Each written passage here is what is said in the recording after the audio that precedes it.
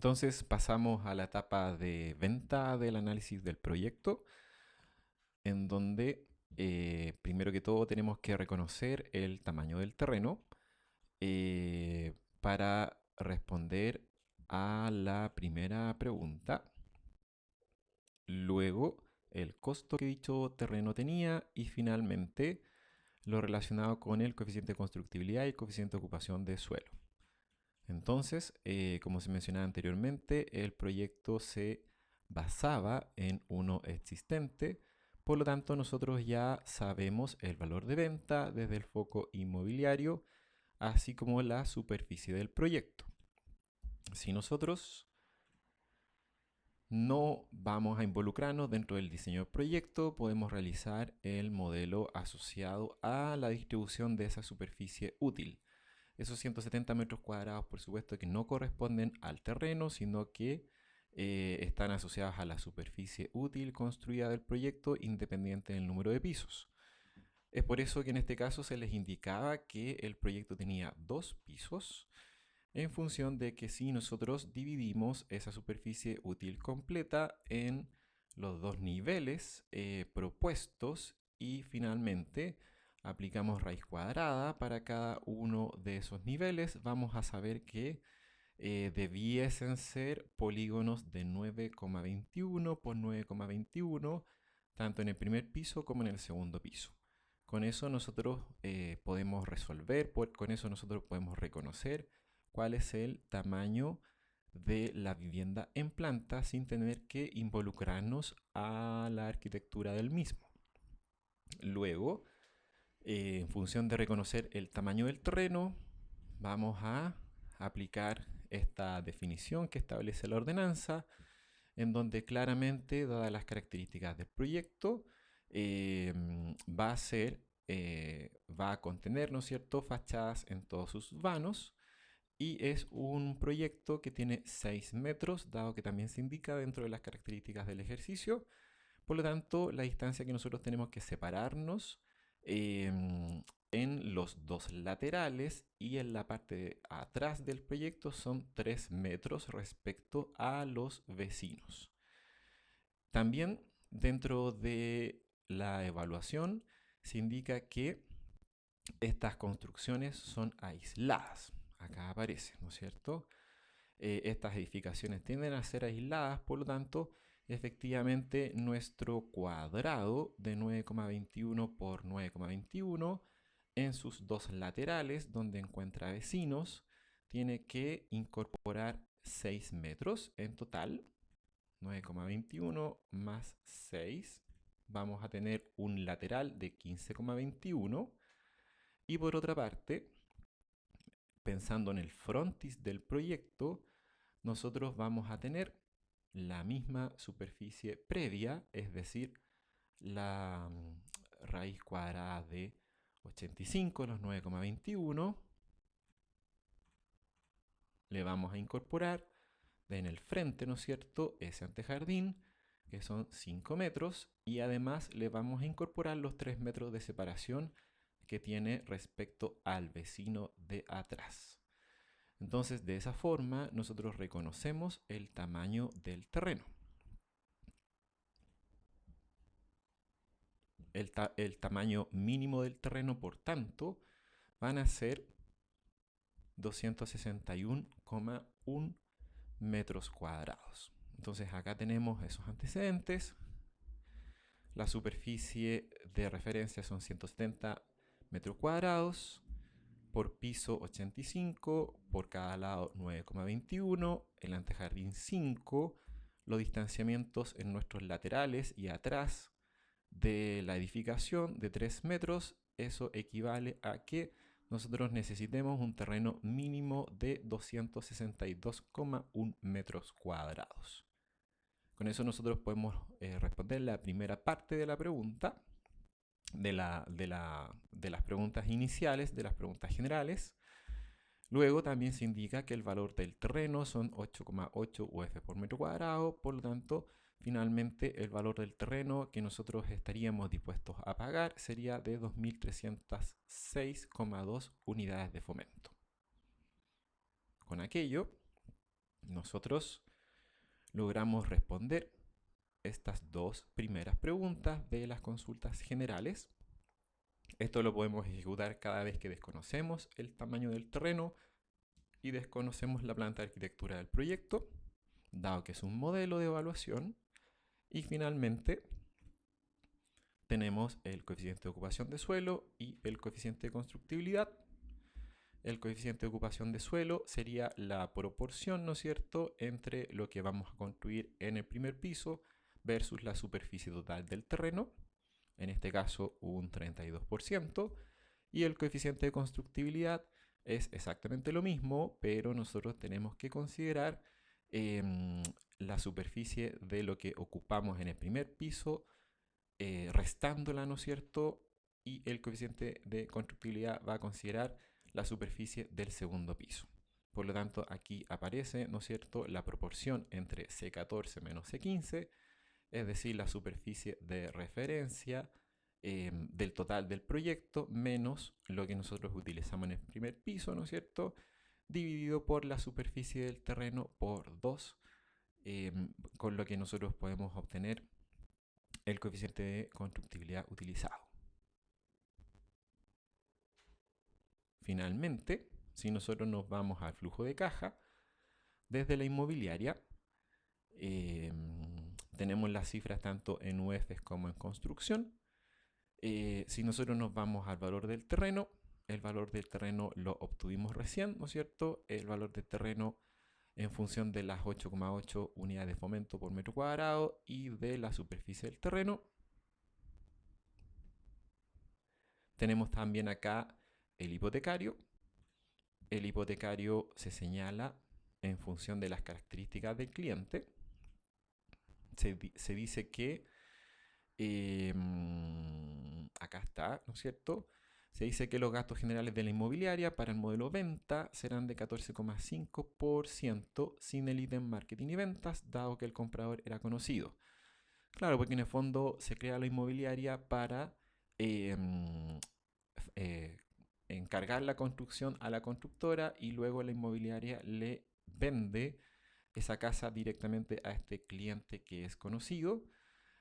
Por lo tanto, es lógico que no se requiere marketing y ventas, dado que no estamos promocionando proyectos, simplemente estamos actuando de intermediario, comprando el terreno, ejecutando los estados de pago a la constructora y luego realizando todos los trámites necesarios para que ese cliente tenga esta edificación. Por lo tanto, el ítem marketing y ventas queda afuera, teniendo el gasto general completo de 14,5. Este comprador solicita un crédito hipotecario de 30-70. Ya sabemos el costo de venta, por lo tanto, a esos 12.990, que es el costo que nosotros tenemos acá en el desde del proyecto Alto Polcura, el 30% de estas 12.990 UFs sería el primer pago desde el banco a la constructora, perdón, desde el banco a la inmobiliaria, y por otra parte, al momento de la recepción definitiva, que en este caso aparece por acá en el periodo 8, que ya vamos a ver a qué responde esa recepción definitiva, que también se indica dentro de los antecedentes del curso, de la evaluación. Aquí se está pagando el resto, el final, ¿no es cierto?, asociado a lo que el banco paga una vez que se encuentra la recepción definitiva del proyecto lista. Respecto a la recepción definitiva del proyecto, acá está, ¿no es cierto?, dice, cuyo pie será un ingreso para la inmobiliaria al periodo 1, perfecto, y el resto en la recepción definitiva. Y creo que lo referente a recepción definitiva acá aparece. El avance real de la ejecución de la vivienda se muestra en la siguiente matriz. Es decir, la constructora está terminando en el periodo 6 y la recepción definitiva del proyecto se obtuvo al mes 8. Por lo tanto, si nosotros nos vamos acá a flujo de caja de la inmobiliaria, efectivamente en el mes 8 aparece este ingreso importante que corresponde al 70% del crédito hipotecario, que sería el monto que está pagando el banco a la inmobiliaria. Por lo tanto, este concepto de hipotecario es un ingreso. Este concepto de terreno para la inmobiliaria es un egreso. Luego tenemos lo relacionado con la construcción, ¿no es cierto? Tenemos esos 67 millones en el periodo 1, esos 67 millones, si nosotros volvemos a la matriz anterior, es el anticipo que yo le estoy pagando como inmobiliaria a la constructora, 67 millones, y luego vienen los distintos estados de pago que se analizaron en el video previo para finalmente terminar en un egreso desde la inmobiliaria a la constructora en el periodo 11 de la inmobiliaria, que sería la devolución de la retención. Siempre y cuando todo salga bien, como se les dijo anteriormente. Entonces, este ítem que aparece como construcción es un egreso para la inmobiliaria. Luego, la inmobiliaria tiene los gastos generales. Como se mencionaba, los gastos generales están fijos en un porcentaje que son del 14,5%. Ese gasto general en el primer periodo no se considera, dado que en el primer periodo nosotros consideramos solamente la adquisición del terreno y luego vamos prorrateando ese 14,5% que lo tenemos anotado acá arriba, ¿se fijan? Que equivale a esta cifra en millones. Ese 14,5% lo estamos prorrateando en función de el gasto de construcción. Ahí tenemos que tener ojo porque, según lo visto en clases, también hay algunos gastos que tienen relación con la venta, ¿ok? Por lo tanto, tienen que ser capaces de reconocer qué gastos generales de la inmobiliaria tributan sobre el costo de construcción versus qué gasto de la inmobiliaria tributa sobre las ventas de sus proyectos. Finalmente, tenemos la utilidad antes de impuesto. La utilidad antes de impuesto va a ser el ingreso menos los egresos. O sea, para calcular ese margen de utilidades necesitamos obtener ese análisis, ¿no es cierto? Entonces, en el periodo 0 no tenemos utilidades, no tenemos ningún ingreso, tenemos solamente egresos. Sin embargo, en el periodo 1 sí tenemos utilidades.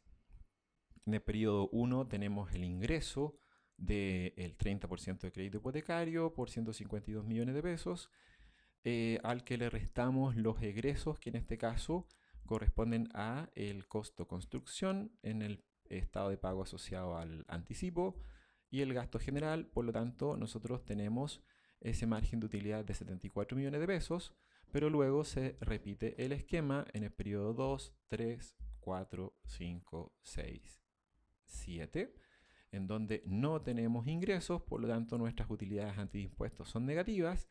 Y finalmente en el periodo 8 tenemos el gran ingreso asociado al 70% de crédito hipotecario que el banco le está pagando a la inmobiliaria. Después tenemos nuestro margen de utilidad acumulado, ¿no es cierto? El mismo periodo 0, el periodo 1 más el 0, el periodo 2 más el 1, etcétera, etcétera. Es decir, va a ser la utilidad acumulada desde el punto de vista de la inmobiliaria. La utilidad acumulada desde el punto de vista de la inmobiliaria en el periodo número 11 termina siendo positivo. Recuerden que cada vez que existe un ingreso positivo dentro de un determinado periodo, vamos a tener carga impositiva. En este caso, el impuesto que se ha establecido es el que veíamos anteriormente en el curso, asociado a un 25%. Esa tasa impositiva va a aplicar siempre y cuando nuestro flujo sea positivo. Por lo tanto, vamos a tener impuesto en el periodo 1, en el periodo 2, en el periodo 8, en el periodo 9, en el periodo 10 y en el periodo 11. Utilidad después de impuesto, es decir, el margen de diferencia entre nuestra utilidad y el impuesto que estamos pagando. Y finalmente la utilidad acumulada, que sería una utilidad acumulada después de impuesto. Si nosotros llegamos a la utilidad acumulada después de impuesto, nos podemos dar cuenta que en el último periodo tenemos un valor negativo de 309 millones, lo que equivale a 7.925 unidades de fomento.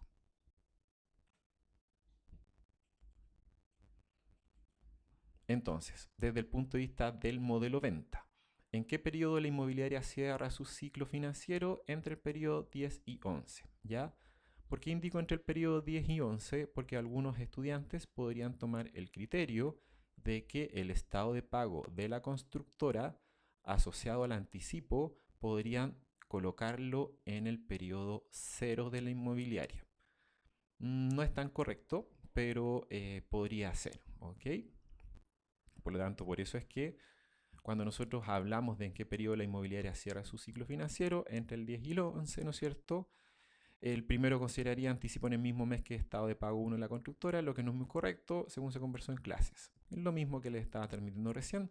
Y en general el contrato indica inicio de obra al mes siguiente, lo que conlleva la devolución sea el periodo 11. ¿Ya? Es la devolución de la retención. Después, ¿en qué periodo la inmobiliaria aprecia un flujo de caja acumulado positivo de impuesto?